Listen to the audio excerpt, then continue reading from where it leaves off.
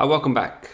One of the hardest things for retail traders is to distinguish between who are real professional traders and who are imposters.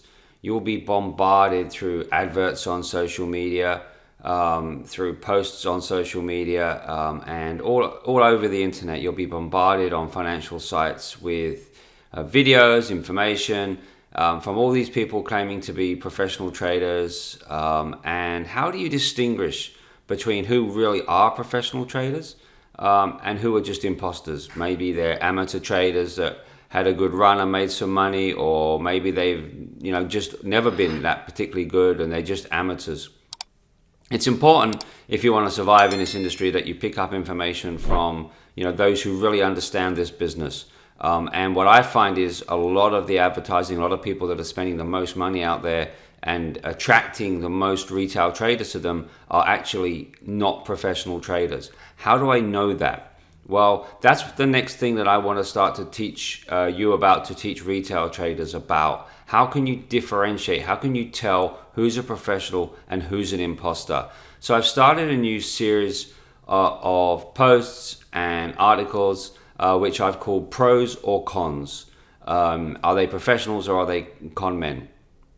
And over the coming weeks and months, I'm going to outline a number of ways that you'll be able to tell whether someone truly is a professional trader, and therefore you should be subscribing to them or following them, or whether this person is clearly just an amateur trying to sell you a dream or doesn't know anything about this business, in which case you should avoid them like the plague.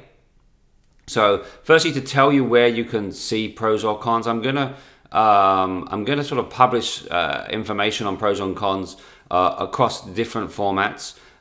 So follow me on Threads. The posts, all the short posts will be on the app Threads. So follow me, Gary_Norden on there. If you're on Blue Sky, I'll be on that as well, posting. I won't be posting much of this series on Twitter. If you follow me on Twitter, you should move over to Threads. That's where I'm going to do most of my posts now. I'll have some articles in my Substack as well, and we'll have links on these videos to the Substacks. So make sure you subscribe to me there. Occasionally I'll do some YouTube videos too on some of the topics as well. So if you follow me across all formats, you're going to hear all of these posts, or read all of these posts. And get to see how and why you can differentiate between professionals and con men. And there are many imposters out there. So I've already put a couple of posts up just to give you a short and a brief sort of look at what the sort of things I'm saying. So with professional traders and amateurs, professionals speak in a certain way. They have ways of talking about trades.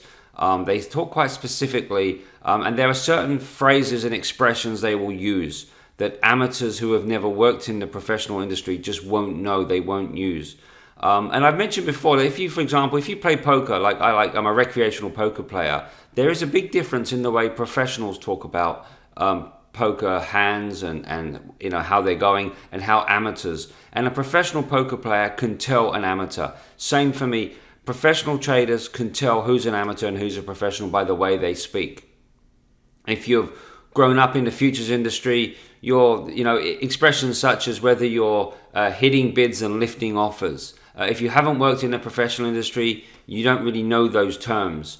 And they generally use things like, buy on the offer, buy on bids and things like that. I bought on the bid, I bought on the offer, depending on where they were. And, it's really...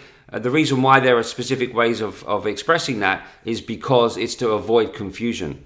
So in the professional industry, you grow up with certain ways of saying things.